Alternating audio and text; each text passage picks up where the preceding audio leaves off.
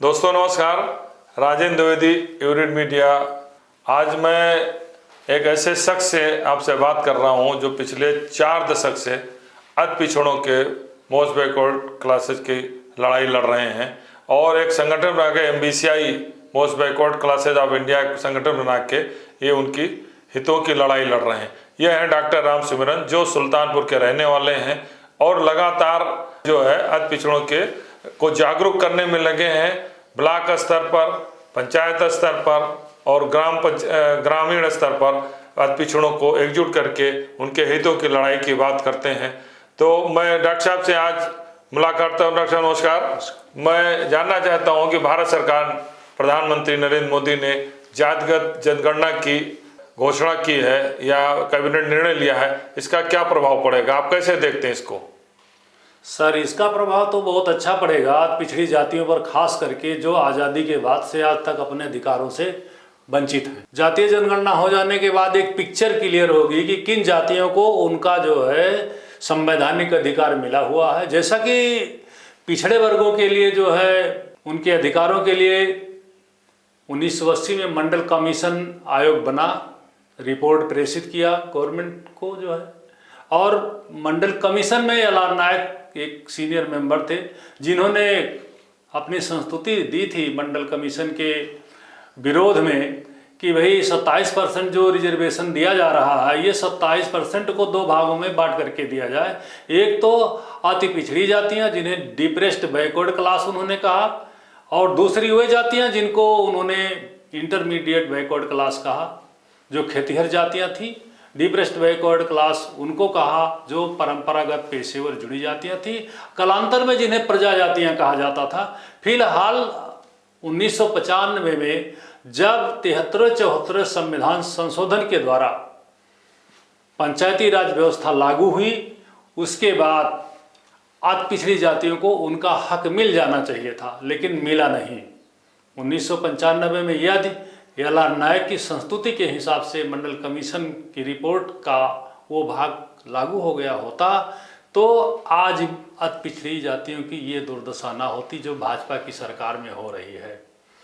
उस समय यदि लागू हुआ होता तो 15% के हिसाब से 60,000 लगभग उत्तर प्रदेश की ग्राम पंचायतों में हमारे 8 लाख निधि फायदा उठा चुके होते और उनको विकास की मुख्यधारा में हम चले गए होते, लेकिन लागू नहीं हुआ।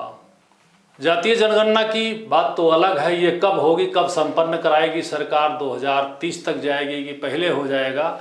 लेकिन इससे पहले यदि, जैसे कि हमारे माननीय प्रधानमंत्री मोदी जी कहते हैं कि हम भी अति पिछड़ी जाति से आते हैं, यदि वे वास्तव में अति पिछड़ी जातियों का भला चाहते हैं, जाति जनगणना को करा करके उससे पहले ही आने वाले उत्तर प्रदेश के 13 स्तरीय पंचायत चुनाव में यदि 15% के हिसाब से एल.आर. नायक की संस्तुति के दायरे में आरक्षण को लागू कर देते हैं पंचायत चुनाव में, तो अति पिछड़ी जातियों को मोदी जी के नेतृत्व में बहुत बड़ा भरोसा व उम्मीद जगेगी और आने वाले समय में मोदी जी के नेतृत्व को पूरी तरह से स्वीकार करते हुए उनके साथ जा सकती हैं, शिफ्ट रहेंगी।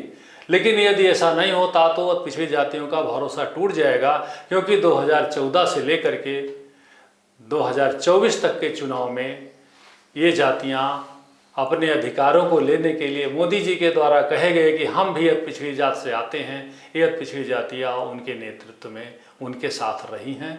ये भरोसा टूटने वाला है यदि ऐसा नहीं होता आने वाले त्रिस्तरीय पंचायत चुनाव में। तो जातीय जनगणना से सबसे ज़्यादा लाभ किसको मिलेगा?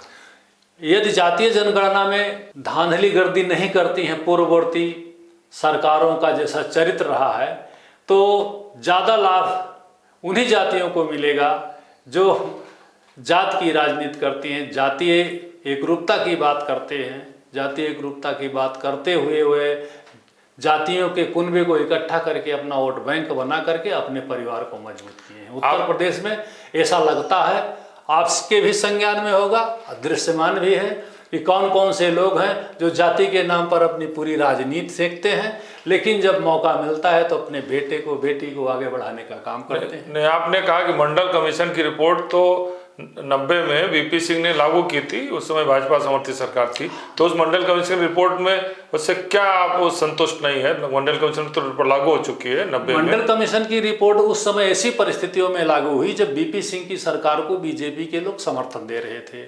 दूसरी चीज, उस समय जिन्हें हम ये कह लें कि बैकवर्ड समाज, पिछड़ी जातियों के बड़े भाई या पिछड़ी जातियों के सर्वे सर्वा, जिन्हें उस समय बड़ा भाई मान करके सारी जातियां उनके साथ गोलबंद थी, लालू यादव, शरद यादव, नीतीश कुमार, चिमन भाई पटेल, ऐसे नेता थे जिन्होंने वीपी सिंह पर दबाव डाल करके, मुलायम सिंह जी भी थे उत्तर प्रदेश से, जिन्होंने वीपी सिंह पर दबाव डाल करके मंडल कमीशन को लागू तो करवाया, लेकिन एल.आर. नायक की संस्तुति को लागू नहीं करने दिया।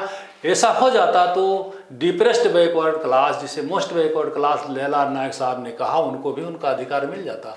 आज ऐसी परिस्थितियां ना होती।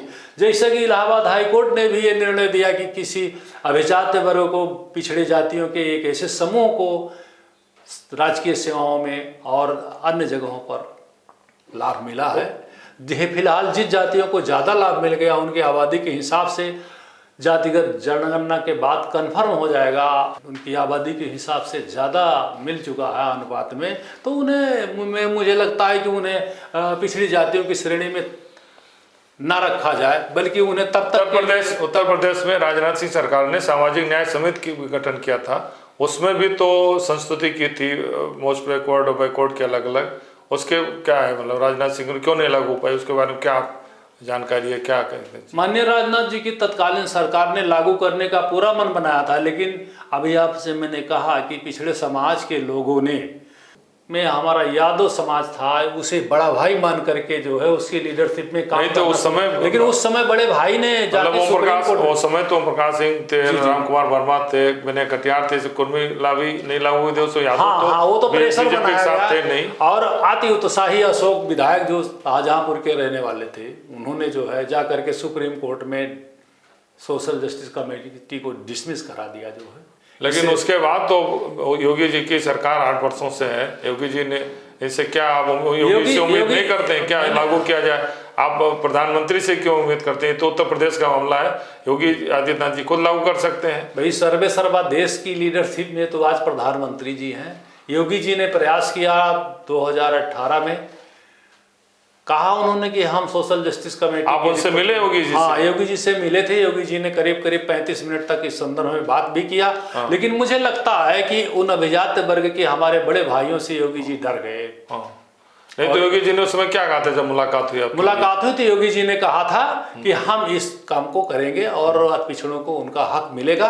लेकिन ऐसा मुझे लगता है कि योगी जी कहीं दबाव में है, चाहते हुए भी वो नहीं कर पा रहे हैं। तो आप क्या चाहते हैं कि प्रधानमंत्री जी इसमें हस्तक्षेप? उत्तर प्रदेश में जी 27 में 15% एल.आर. नायक की रिपोर्ट को पंचायतों के चुनाव में लागू करें, जो आने वाले पंचायत के चुनाव में यदि ये 15% एल.आर. नायक की संस्तुति के हिसाब से। हाँ, तो अभी तक 6 चुनाव हो चुके हैं, 95, 2000, 2005, 10, 30 साल हो गए जी और 60,000 लगभग प्रधान थे, 8 लाख सदस्य हैं, तो 15% का तो लाखों सदस्य आपके चुन लिए गए होते हैं आर्थिक रूप से। क्योंकि गांव में 70 से 80% तो सीधे धनात गांव को जाती है, तो उसमें आपको लाभ मिल गया। तो इस बार चाहते हैं, अगर नहीं मिला तो क्या करेंगे आप? नहीं मिला तो हम लोग मूवमेंट चला रहे हैं, क्योंकि 40% है और सरकार तो बनती है जो है 28-29% पर। 40% जो मोस्ट बैकवर्ड, 50%, 40% तो वोट पा ही रही जी पा रही है, हमारे वोट से बन रही है, क्योंकि मोस्ट बैकवर्ड क्लास के लोग बड़े भाइयों को छोड़ करके मोदी जी। तो आप अपने नेता केशव मौर्य जी से नहीं मुलाकात की? वो भी आपके जो है पिछड़ों के बड़े नेता हैं भारतीय। केशव मौर्य जी से मुलाकात है, वो अच्छे आदमी हैं, उन्हीं के नाम पर बीजेपी जनरेट हुई 2017 में, उनको मुख्यमंत्री बनना था। लेकिन कहाँ से चूक हो गई? माननीय मौर्य जी से चूक हुई कि माननीय प्रधानमंत्री जी से चूक हुई कि नागपुर के लोगों ने उन्हें रोका? प्रधानमंत्री तो आयतित ला करके रख दिया। हम लोग को उम्मीद थी योगी जी से, योगी में अब हिम्मत नहीं रह गई कि योगी जी मोस्ट बैकवर्ड के लिए कुछ कर सके जो। तो आप एक बार फिर जो है स्वागत करते हैं जातीय जनगणना का जो। जी हम तहे दिल से स्वागत है। इस डिमांड के साथ कि एल.आर. नायक की रिपोर्ट जो है पंचायत चुनाव में लागू किया जाए। जी। धन्यवाद। फिर आपसे मुलाकात होगी अगले एपिसोड में। धन्यवाद।